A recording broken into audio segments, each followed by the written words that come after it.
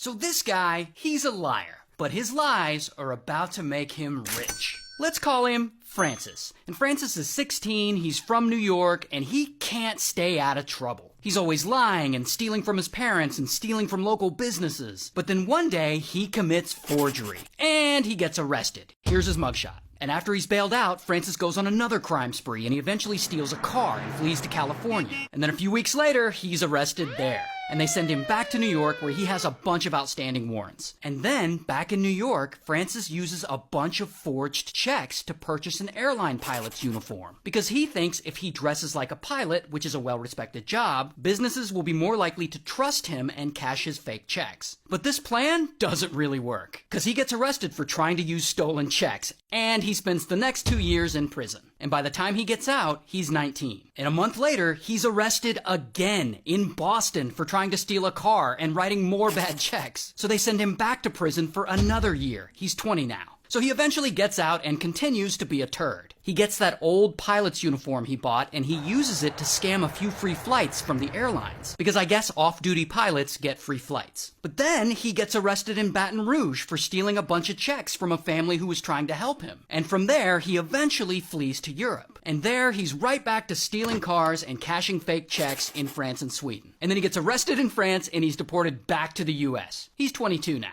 And now that he's back in the US, surprise, surprise, he goes right back to dressing up as a pilot and cashing more forged checks. 4 months later, he's caught and arrested again. And while he's in jail, he escapes. But within a few days, they catch him again trying to cash yet another forged check. And this time, he's sentenced to 12 years in prison. But a few years later, he gets out on parole. Then he's arrested again, this time for stealing art supplies and cameras from a children's summer camp. Here's his mugshot. And so at this point, Francis is around 26. And around this time, he moves into his parole officer's garage so his parole officer can keep an eye on him. And it's here that it finally seems like he's starting to learn his lesson.